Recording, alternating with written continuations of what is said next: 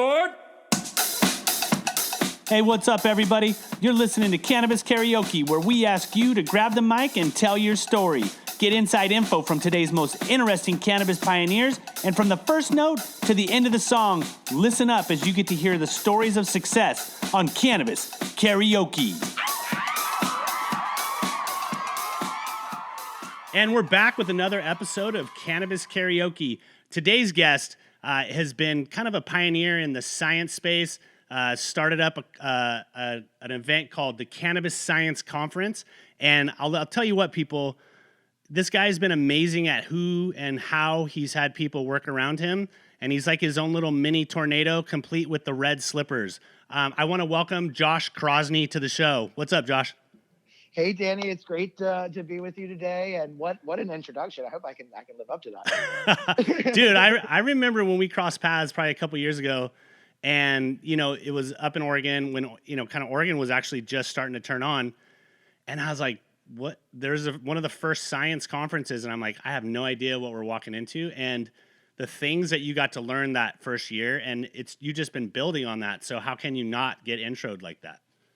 Yeah. And, you know, it's been such an amazing journey. And, you know, when I set out on this kind of, you know, journey or whatever you want to call it in like 2015. And really, you know, my background was in, you know, staffing and recruiting. And I really honed in on like the analytical science kind of community. So working with environmental labs, you know, instrument manufacturers. So I was kind of tuned into the science, and I was going to a lot of, you know, the larger scientific events, and I knew a lot about quality control at that point. And you know, when I realized, like, looking into the cannabis industry, that it was this huge industry that people were making a ton of money even back in 2015, 2016, obviously not like today money, but you know, it was still pretty good money back then. And I realized that like the science was not like a whole, like, you know, boxed up, packaged, like complete thing, that there was a lot of things lacking, like standardization and testing. And, you know, a lot of markets like California, one at the time, the entire market, the medical market there, didn't even require quality control testing. So for me, like I said, kind of being in that, you know, quality space and working with analytical professionals was kind of alarming to me. And I'm like, oh my gosh, this is a medicine. And like, of course, like, you know, I definitely feel and know that cannabis inherently is safe as a plant and as, you know, a medicine. But when you start bringing in things like contamination and human error and things like that, you know, things can get a little dicey sometimes. So I really just kind of saw that it was a market that was not really tapped, and like also wanted to help, you know, use my connections and the skills I had developed to try to help that along a little bit. And, you know, I connected really early on with, you know, a few pediatric groups like Canna Kids and people like Tracy Ryan, and, you know, hearing their stories about, like, you know, their 4-year-old, 3-year-old children that are going through chemo and radiation using this. And like, obviously as a parent, you want to make sure that anything you're giving your child has been, you know, quality control checked, especially when, you know, they're dealing with things like that. So it really just, you know, became a passion for me. And honestly, you know, that first show in 2016, it grew way bigger than I even thought that one would be. And, you know, when we originally set out, we were like, you know, looking at the venue, and it was like, okay, we could do maybe like 10 vendors and maybe a couple hundred people. And then, you know, months later, that show ended up being like 800 people with, I think, 75 vendors.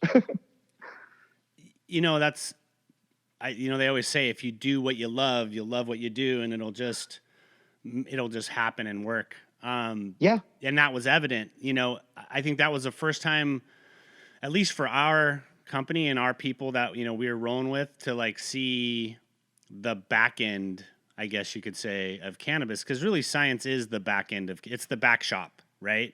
Right. Exactly.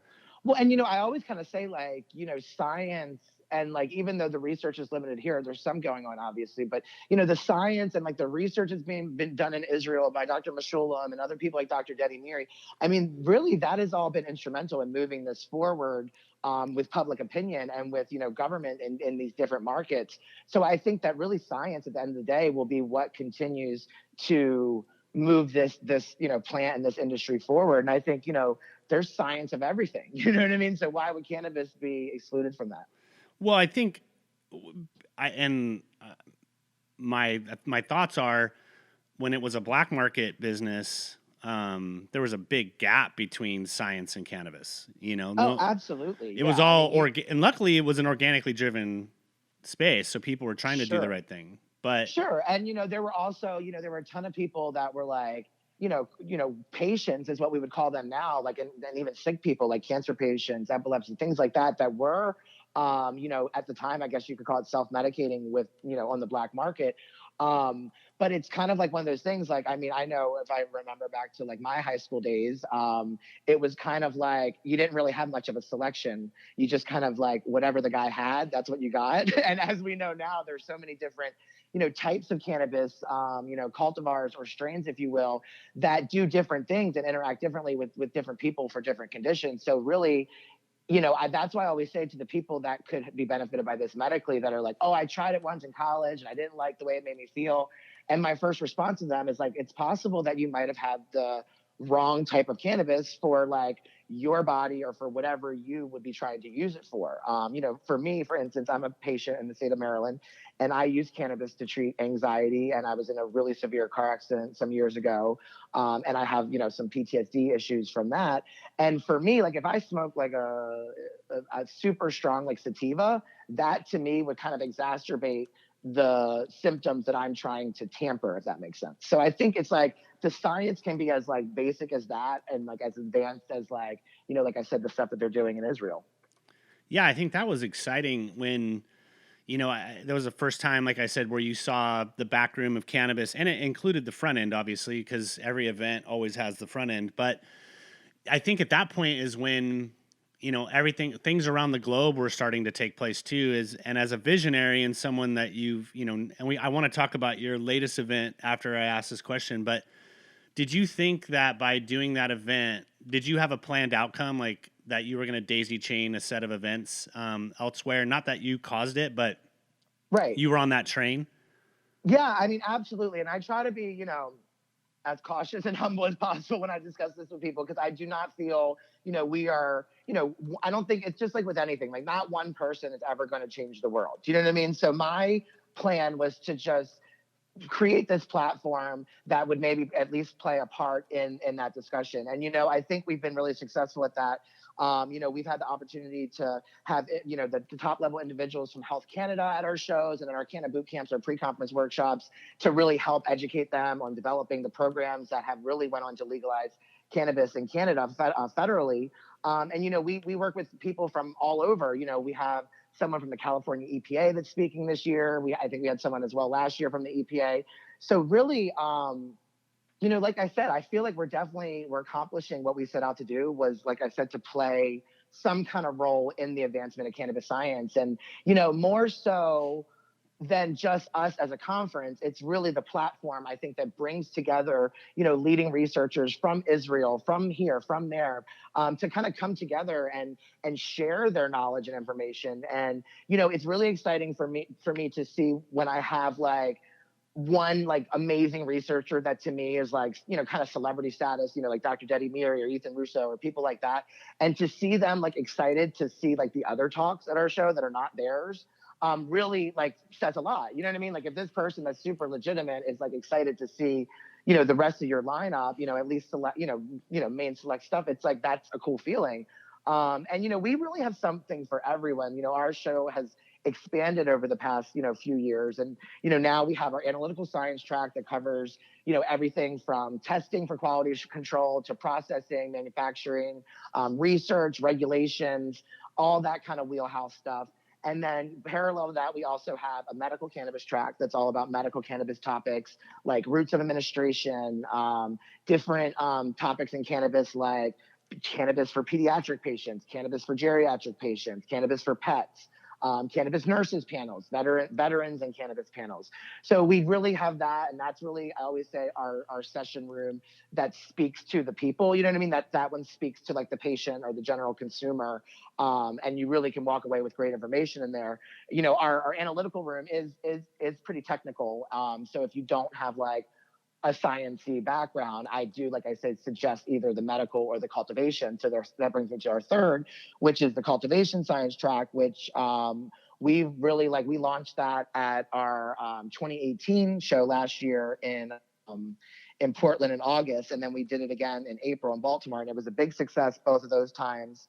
And I'm a very firm believer in knowing your lane and staying in your lane and knowing what you're good at and knowing what you're not good at. And I'm not ashamed to say that cultivation is not my area of expertise. So for that track, we do kind of reach out and work with a few individuals that are really awesome. We work with my great friend Autumn Carsey, who owns a company called Cultivo, and she's this amazing woman that does like indoor sustainable cultivation facility design and build out and license, acquiring license for groups. So she's amazing. And then parallel to her, we also have a husband and wife duo, Dr. Jacqueline Kern and Dr. Jacqueline Green and Dr. Roger Kern. And the interesting thing about them is that they're full-time, cannabis consultants now, and they're working with different brands. But prior to the last few years of doing this full-time, they spent 30 plus years with NASA's Jet Propulsion Laboratory doing research on growing agriculture in space. So I think that's pretty cool. So we're really excited that have them as allies at the show and working with us. And it's been really great. So like I said, there's three, different focuses. And really at the end of the day, with those three tracks, there's something for everyone. Definitely. And I think as I've seen your event kind of emerge, I guess, and continue to scale, you fill a niche that is interesting because there's business cannabis conferences, there's the full-blown science cannabis conferences, and I feel like, and I hope I'm not off because it'll be embarrassing, but I feel like you kind of drive your conference on the basis of how to help, where everything helps people across different ailments, and it's a unique but much needed, kind of look at the space. Why Portland and why Baltimore? Why did you choose those destinations when everybody else in cannabis is on the, California horse? Absolutely. So I'll say first, our show is definitely what you were just saying. But also it's kind of a hybrid when you think about it, because we do have our, exhibit floor that features close to 200 vendors, ranging from, scientific companies to medical companies to ancillary brands like, attorneys and promo companies and packaging. So that is really where, all the business is done, obviously, at the show. But it's really interesting. And the story kind of has a 360 spin to it. So I am based in Baltimore, or as I like to say, I pay a mortgage in Baltimore, but live in hotels all over the place, right? Which is not uncommon for most people in this industry. But, at the time, like I said, it was around 2015 that I was really starting to want to make a career jump. And I've been interested in cannabis for, some time, just on my own personal level, and really interested as a business person and entrepreneur in the way that this industry kind of in a lot of ways popped up out of nowhere and then just was this huge industry. In late 2014, early 2015, like I said, I'm based in Baltimore. So I started just doing what I would advise anybody that's interested in getting this industry to do is just start going to things, start going to conferences, just start going and connecting with people. And I would say my biggest advantage in this industry has been some of the really lifelong friendships and connections that I've been able to develop with key people in this industry. And you don't go out there looking to I'm going to make friends with this person because of this or that. You make friends with great people, and great people just want to help and lift each other up. And I've been really lucky with the folks I've been able to connect with in that circle.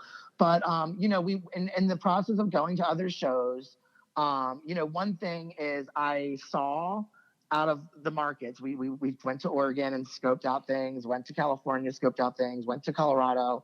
To be completely honest with you, one of the things with a startup that we didn't have any money, I self-funded this. One of the things that made California a little prohibitive was it's pretty expensive. You know what I mean? So that was something that was kind of off the bat. We're like, okay, well maybe, someday. But for our, like I said, at the time when I was scoping locations, I was looking to do a much, much, much smaller event. And then, we had been to other cities, and I talked to some event organizers that had worked in Colorado. And at the time, I feel like there were some issues where maybe some events were having issues with the local government and things like that. And it was more difficult for them to operate. And then we went to Oregon, and I had, some connections there, and I had some friends there. And I really got to tell you, at first, I just kind of fell in love with the vibe of Oregon, just in general. I think anyone that goes there for the first time, it's it's just such a cool city. And like when you've been there, it's just like, oh, I can't believe I've never been here. And then I realized that the event market there was not super saturated, that there wasn't a ton of like, conferences or bigger events. And, the plan was obviously, we were even originally going to do this smaller event that we wanted to grow up to a bigger event, but it just ended up growing up, faster than we expected, which I think is like how parents probably feel about their kids when they finally grow up. But it was really like that. And, we just honed in on Oregon, and it felt right. And it was also at a time where there were conversations going on in Oregon. And this was right around when recreational was becoming a conversation in Oregon, if I'm not mistaken. And it was already kind of going on. And there was kind of a divide between the medical and the recreational market there. And obviously, that has not gotten better, but it just seemed like a great market for us to come into and to build this platform. And I'll tell you, like, Portland is our hub, and we get a ton of great support from Portland, with like some vendors and obviously lots of attendees. But our show really is a global show, so Portland kind of becomes like the hub for people to travel in from. Like, I think at the 2018 show we had, I think, 36 different countries represented in attendees, which was crazy. And some of these countries are like, countries, and you see them and you're like, wow, you know what I mean? Like you're surprised that they're coming, like Japan and stuff like that. But it's like, obviously, the interest for this stems out much further than the US. So we're really proud about that. And, our vendors are, again, a global pool, but, a lot of our vendors are coming all the way from the East Coast just to be at the show. So it's really, like I said, and I really always anticipated to bring in global key opinion leaders and to have that kind of like, global feel to it. So really, like, we were just, more so than not, looking to hone in on a hub. And everything about Portland felt right. And, we did it at a hotel there at the end of the day. Like, that ended up being a lovely venue.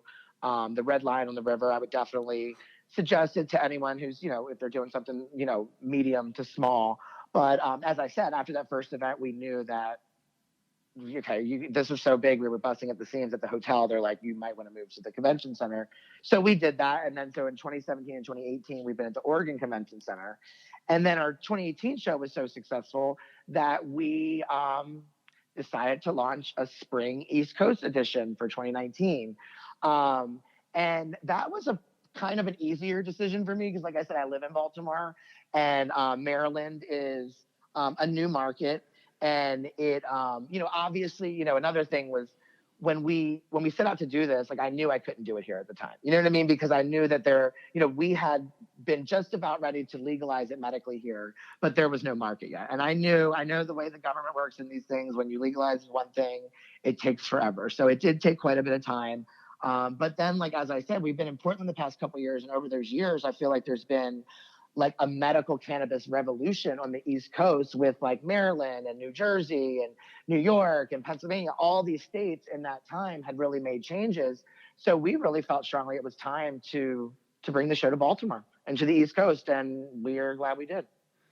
You really have created a global destination. I think that's what's so kind of cool about how by chance, or by, I don't even want to say by chance. I mean, I think a lot of this space is built on gut and how you navigate and what feels right. And to be honest, the space, so many people now are caught up like in just a state's scene. And I think when this thing started out, everybody was having to travel to different states because there wasn't as many events as there are now. And so the next breed of people that are coming through are going to have missed that chance to be kind of the melting pot opportunity. And I think that you answered the question almost exactly how I would have scripted it, which is, you're really not a regional event. You really are a global event. And on top of it, you're a glamorous guy, and I say that with affection.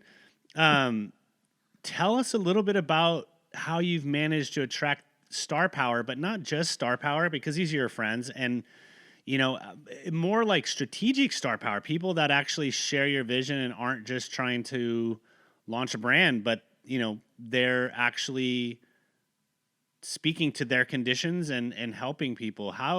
Where was that in the business strategy, or was that just another So, Joshua's smile success. well, it's really interesting because, like, some people might think to themselves, why would a science event have a celebrity speaker? And I guess the shortest answer to that is because I'm the organizer, right?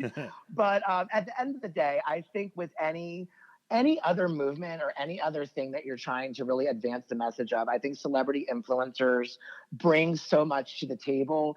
And it's not that their stories or their journeys are any more or less important than, anybody else that's part of this industry or community. It's just that, when you're talking about some of these people we've had the opportunity to work with, like Montel Williams and Ricky Lake, Fran Drescher, and others, and now I'm super excited because we just announced that Amazon John Easterling and his lovely wife Olivia Newton-John will be joining us as our celebrity plenary speakers for the Portland show in September. So like that's amazing to me, and for me, I think that these people have platforms and voices that are much louder than others. You know what I mean? People that are just not famous. I guess you could say the best way to frame that one. But it's like anytime I like to say anytime that someone that is a celebrity influencer or even a high profile political figure gets involved in this industry, like that's a move in the right direction. And I know that we've heard people complain about some people, and I know when like Boehner came in and some people were upset about that, and obviously like I don't line up with him politically and his views on that, but even with that situation, I'm like, hey, there's someone that was against us that's a high profile figure that is now with us, if that makes sense. You know what I mean? So I think there's something to be said for that. But we've been blessed to be able to work with such lovely celebrity influencers, and we've been able to connect with them through friends of the show or friends of mine. For instance, like with Ricky Lake, Tracy Ryan, who's a dear friend. I'm on her board at Canna Kids. They're doing great work in California. Yeah, helping congrats to children. Canna Kids too with that recent round that Yes, they just secured. yes, So that's a big yes. deal to really push the forefront of medicine for kids. Absolutely, absolutely. And I like to always say that Tracy's a momcologist on a mission. She might not be a doctor, but she is a momcologist. Dude, the Um, tears that flow though following her path is just yeah, yeah. unbelievable. Well, and to any of your listeners who aren't aware, Tracy and her family and her lovely daughter Sophie, who was diagnosed with an optic pathway glioma brain tumor when she was just 8 months old, is which obviously led Tracy and her family to cannabis and this industry. They're part of a documentary that Ricky Lake just came out with Abby Epstein, with her filmmaker partner, that is called Weed the People, and it basically follows and highlights and documents the life of 5 pediatric cancer patients that are using cannabis as a therapy. And, it's really interesting because with this film, they actually were able to follow, Sophie from being 8 months old to I think about 4 years old. So they filmed for quite a long time because they wanted to really get the now and the future kind of this story. And it's really a powerful film. So, like I was saying, having the opportunity to connect with some of these people, through a direct source. So like working with Tracy Ryan, she obviously, got us all connected with Ricky. And, I have a great friend, Bonita Money, who got me connected with Montel early on.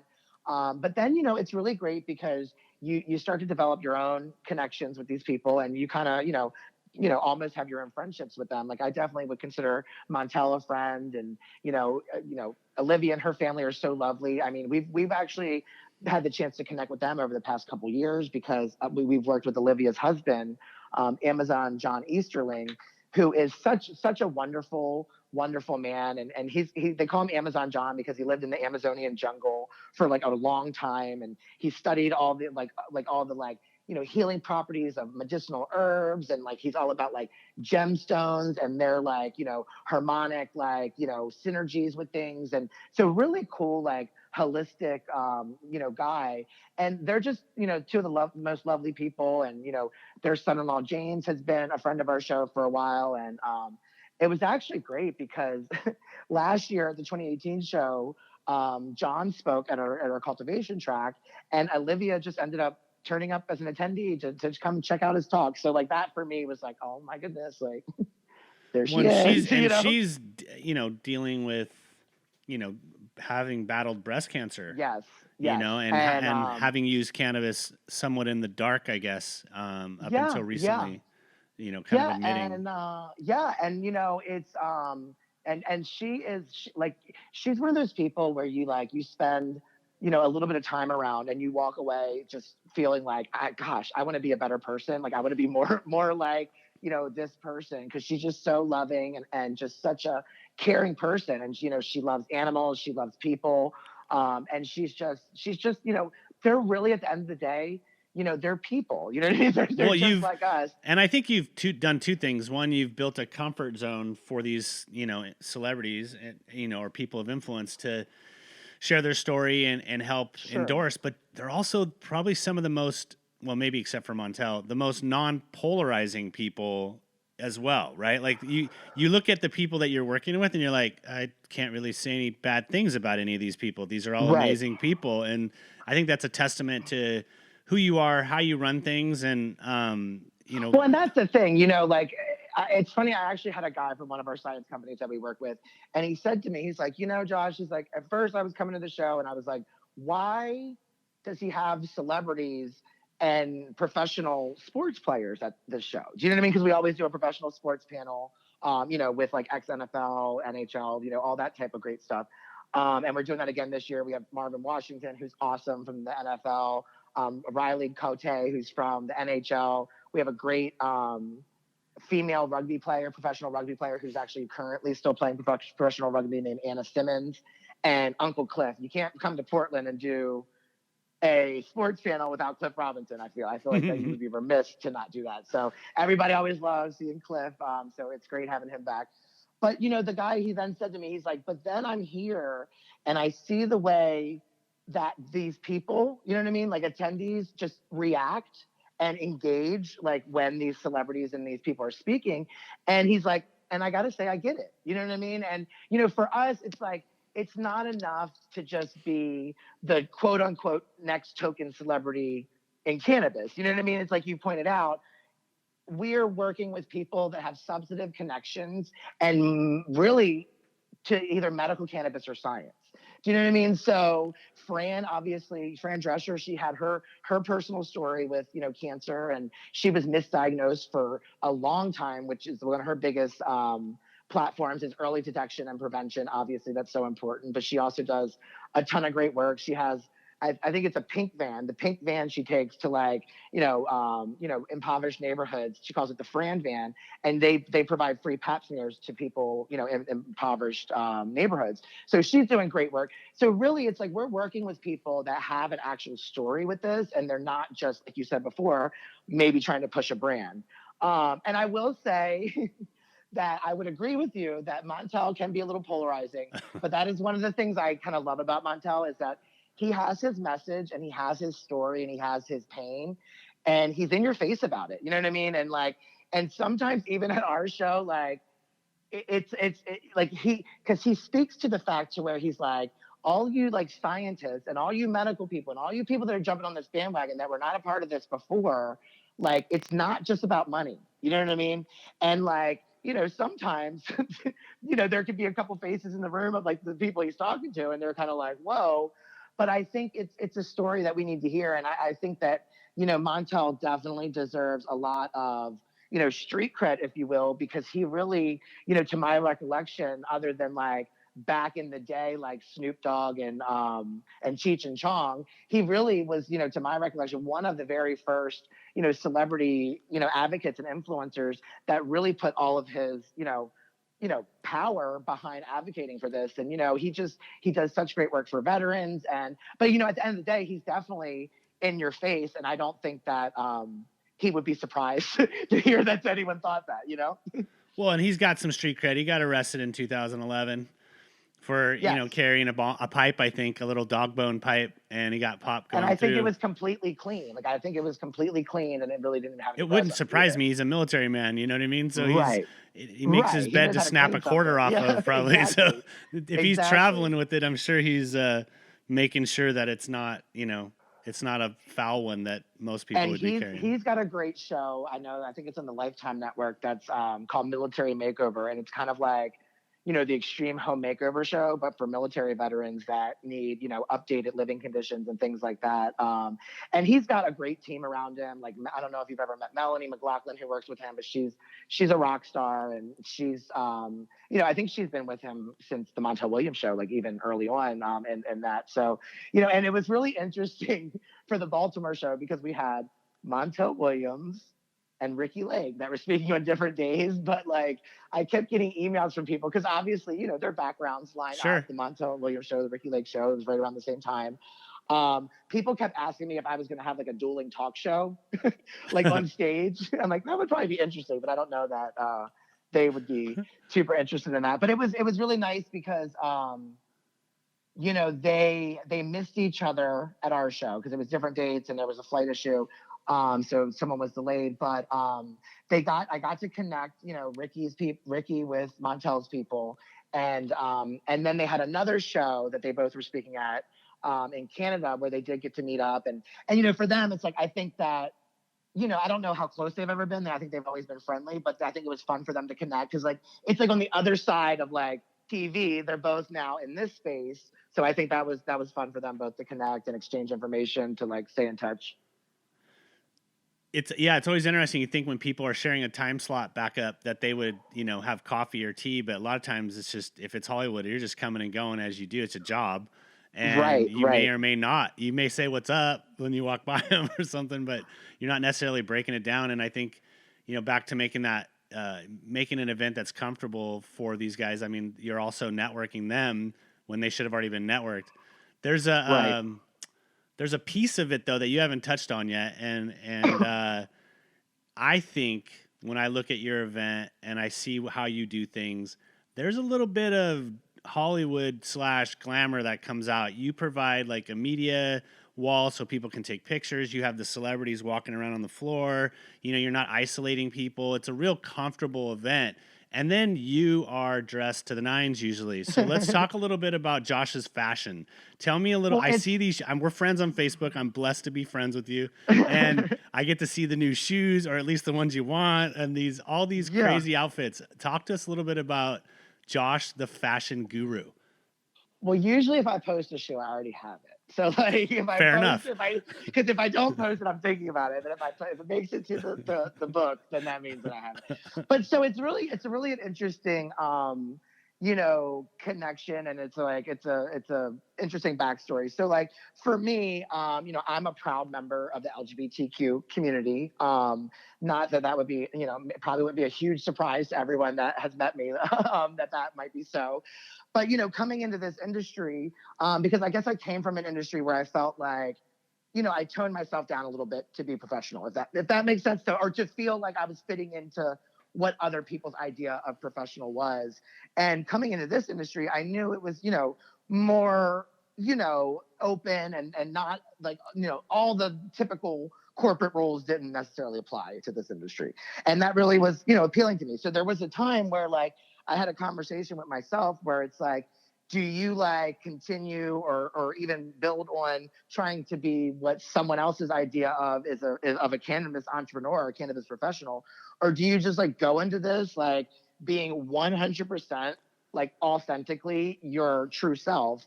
And, after like talking to myself, because I mean, sometimes I think if we're all honest, we do have conversations with ourselves, not like the ones where we talk back to ourselves or hear anything.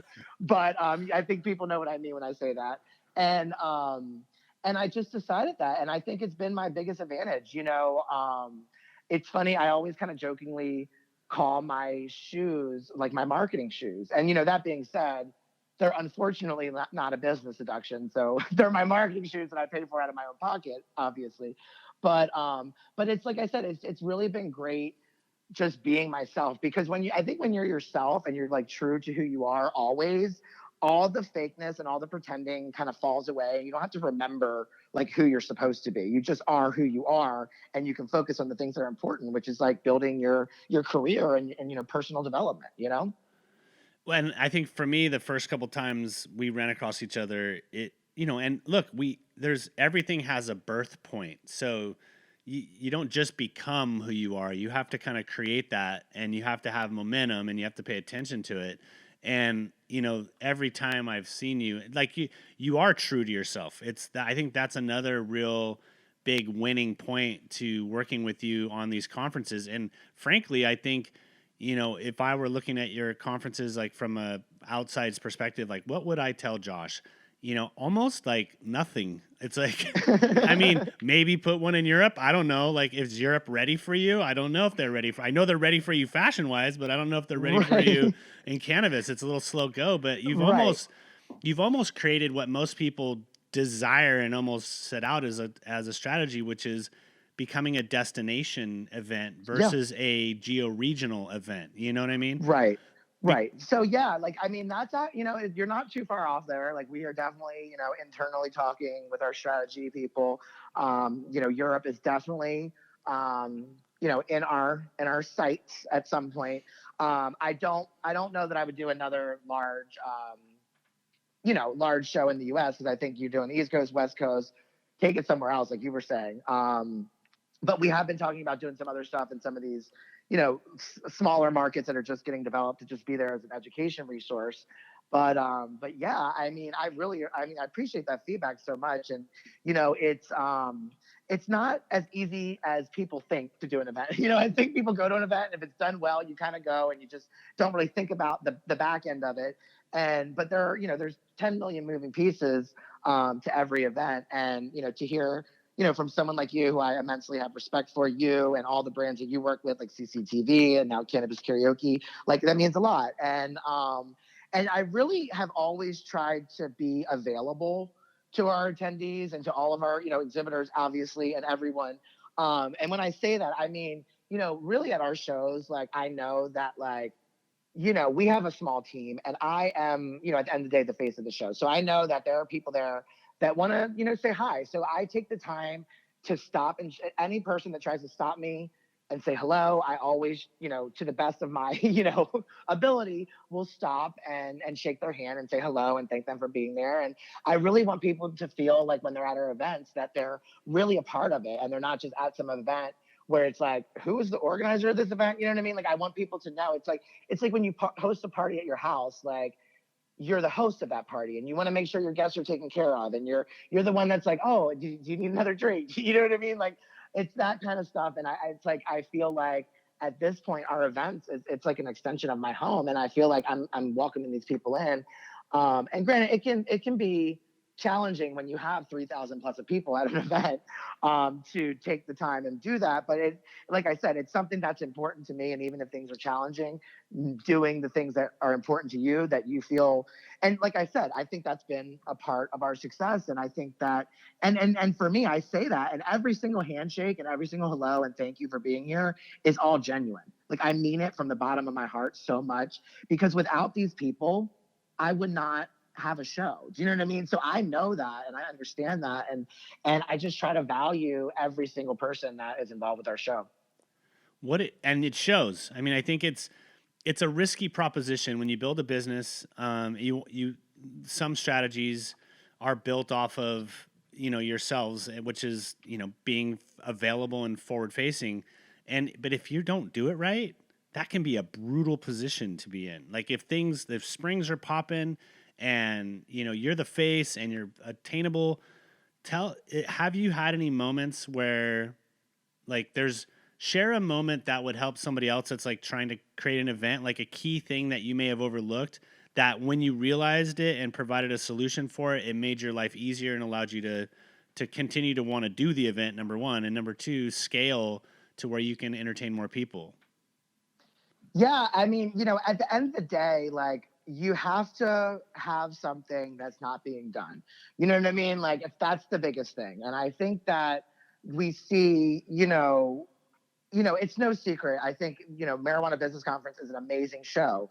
There are so many people that want to be that and start shows, and they try to do the general business shows. But I mean, at the end of the day, personally, to me, not to say any other shows by name, I really feel that MJ Biz is kind of the 600-pound gorilla in the room. And like, that probably wouldn't be the best thing to try to compete with. Do you know what I mean? Like, and so even for us, like, we kind of, started out as pioneers, but we've already seen some other events pop up that have tried to, hone in or kind of, emulate, what we're doing even. And like, like there's an old saying that like someone says, what is it? Imitation is the sincerest form of flattery. Yep. But I have another like thing I add at the end of that. Said the guy that's stealing someone else's stuff. Do you know what I mean? So I think having a unique, original idea, and I think that's the beautiful thing about cannabis is there's so many different facets to it, and it's not just one thing. This is a whole entire American industry that like the closest thing you can compare it to really is like the .com boom. And I think like just like with that, there's so many different levels of entry that you can focus on. So I think really focusing on having honed in like idea, like, you know what I mean? Like not just shooting and trying to be the next best general cannabis show because it's being done and people are doing it well. Do you know what I mean? So that might not be the smartest thing to do. I think, having a team around you, like my team is small, but I have some of the best people in the world around me. Like my COO is Andrea Peraza, like, and as you probably know, Danny, before like until after the first show, I was just me. So like don't do that. That's probably my first thing I would suggest. Rule Don't try to number do it by one, yourself. do not go alone. Well, and that's the thing. So after the first show, it's like you're drowning in it. Like imagine like an event, like I said, of that size, 800 people and 75 vendors. It's like I'm even just like dealing with the questions that come in. You know what I mean? It's like a full-time job. So I brought on Andrea, and I believe it was like early 2017, and then she helped us get through obviously the shows since then. But that was instrumental to bring on a COO, like someone that can help me manage and keep track of things, and make sure everything has its place, and work with the accountants and things like that. And then I have one of the best strategy advisors in the industry. I work with Leah Heiss, who's a great compliance and regulatory attorney. She's with Mission Brands, who's a division of Forefront. And they have a multi-state operator, and she's working on that nationally and internationally now, I believe. And she also served as the CEO of Women Grow for some time. So she's really just like, like, pardon my French, but she's just a badass woman that like I love working with. And then, like I said, kind of going back to before, it's like connecting with good and genuine people. You know what I mean? Like I have so many friends that don't necessarily work for me, but like we bounce advice off of each other. We, you know what I mean? We might be in different like, fields of this work, but really, at the core of everything, it's business, and business is business. So really surrounding yourself with good people. And I think, keeping track of your data and your information, and I think, marketing to people, I think, sometimes we see events or just brands that can, overkill with marketing, like with the emails. We try to not send, at the max, we try to only send 2 emails a week, use to our full list. Usually we do 1 a week. But then obviously when the shows get closer or wrapping up the show, we bump it up to 2 sometimes. But it's like, people don't want to feel bombarded.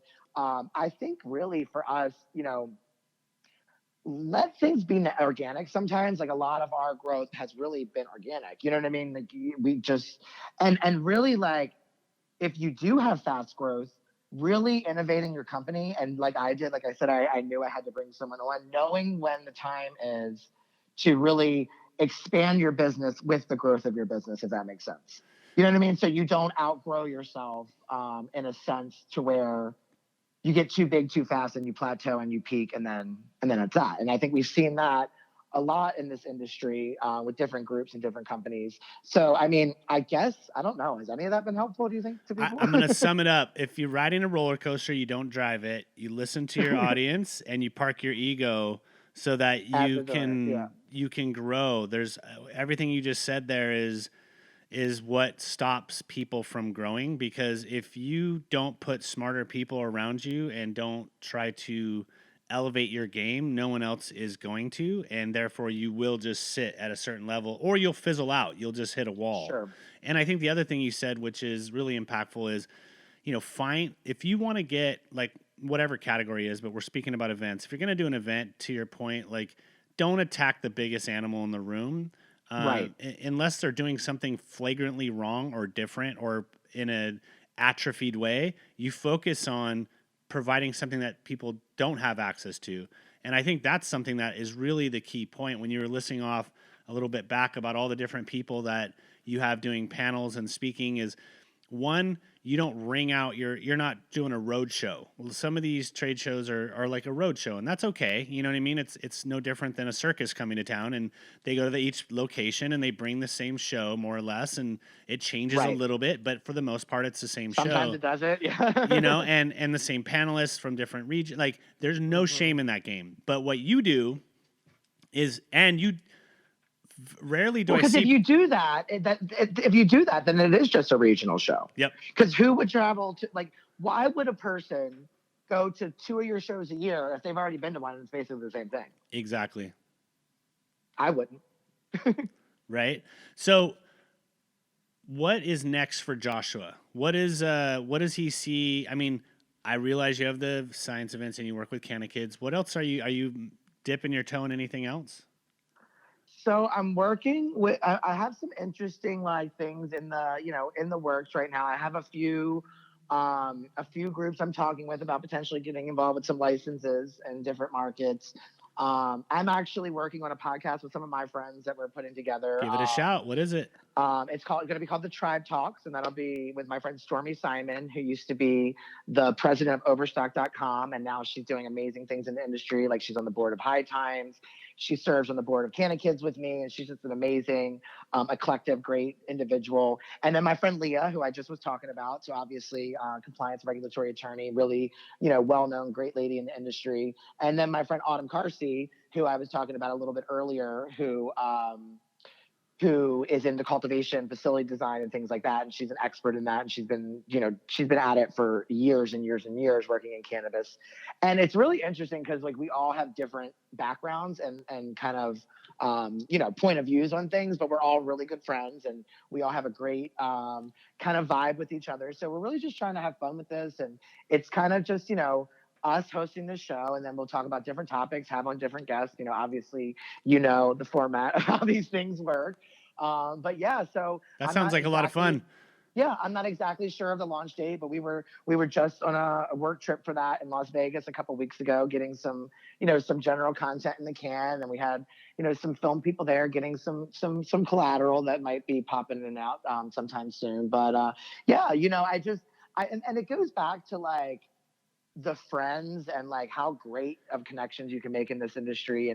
And really, I think for me, I've been lucky at that because I have been my true self. And a lot of people are very intuitive, and you're coming at them with like a fake energy or trying to be something you're not. Like, it's going to read all over you. You know what I mean? And no one's going to want to be your friend at that point. You know what I mean? Well, So I it's like think animals have a good instinct. If you stay intuitive, you'll right. get a good instinct on who to work with and where to work with.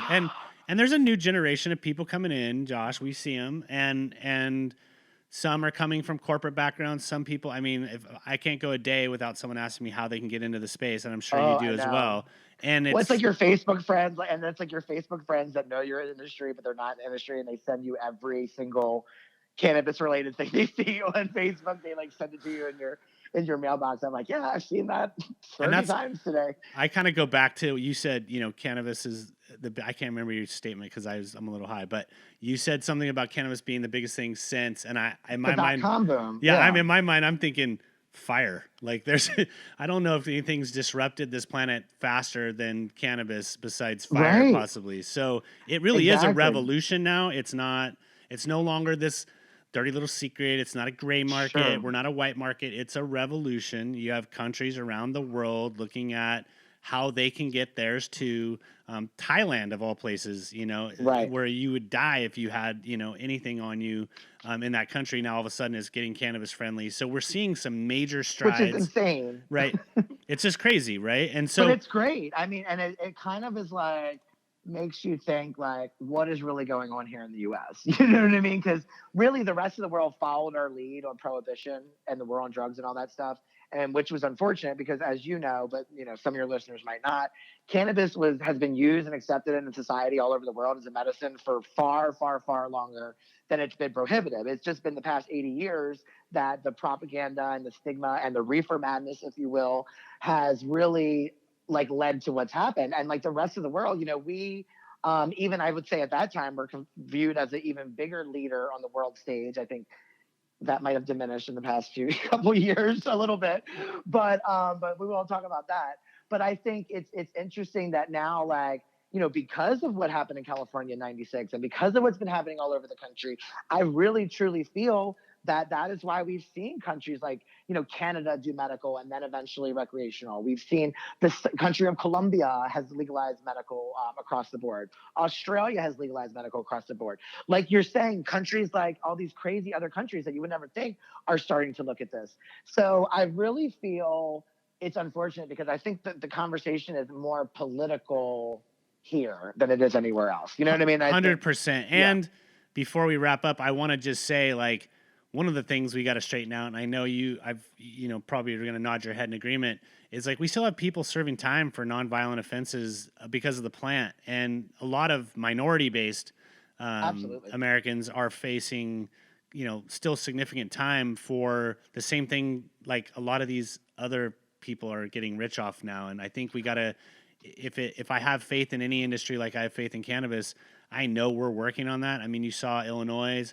As part of their legalization, they were going to expunge, a bunch of people's records. I mean, so I think those are the things that I am excited to see going forward. As we in keep California, they're even doing like some social equity stuff where it actually is beneficial to you to have had to get licensing. That if you've had some kind of run in with cannabis only, obviously nonviolent. But I mean, I think that's such an important thing to highlight because it's like. It's literally the image in your head is like there are black and brown people still sitting behind bars while their straight white male counterparts are literally making millions and millions and sometimes billions of dollars. So it's like there's a disconnect there. And I think that as much as we need to see this industry progress, like, federally for legalization, we need to really overturn the damage it's done to these communities at the same time. I couldn't agree with you more. I think it starts with letting them go. I mean, look, not every low-level offender with cannabis doesn't also have something else attached to that caused them to be where they're at. But for the ones that have just been busted with a joint or, we just need to fix those things and make sure that those people get a chance to live their life. And maybe, like you said, California does have its social equity issues or situations that they let people with money bring in people that have had these social inequities and have them be a piece of that company. So it's good to see that our politicians are actually kind of doing something at times with push, obviously, the right way, hopefully. And if we can just keep that ball rolling, that would be great.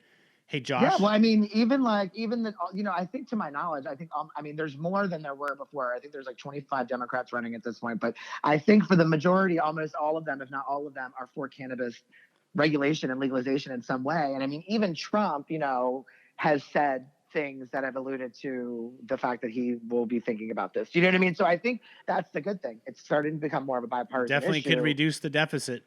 Absolutely. Yeah. So, yeah.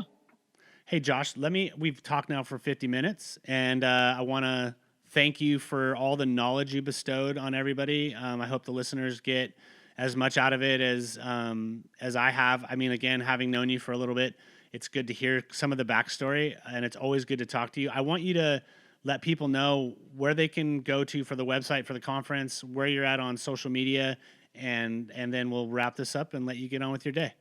Yes, absolutely. And it has been such a pleasure joining you today. And we're so excited to be working with you guys on this show. And, any of the listeners that are interested in attending or even learning more about the show, they can visit us at CannabisScienceConference.com on all the social media platforms. It's, at Cannabis Science Conference. I think that Twitter might be at Canna Science Conference. I think that's the one that might be different. But, again, it's the 2019 Cannabis Science Conference West. It'll be at the Oregon Convention Center, September 5th and 6th. And we have plenary speakers, Amazon John Easterling and Olivia Newton-John. And I'd love for all your listeners to come and join us. It's a great show. And if you're in cannabis, you should go. And if you're thinking about being in cannabis, anywhere, Portland's beautiful. And it's going to be a great show. And I'll make sure all of those social media hits, as well as your website, are in the blog that go with the podcast. Josh, it's been amazing, dude. And I really appreciate what you're doing for the space. And even probably more so, I love your fashion forward mentality. Thanks for being on the show, man. I really appreciate it. Well, thanks for having me. And it's been great joining you. And I think we talked about some really fun stuff today. That's a wrap. Thank you for listening to this edition of Cannabis Karaoke, another kick-ass podcast about all things cannabis.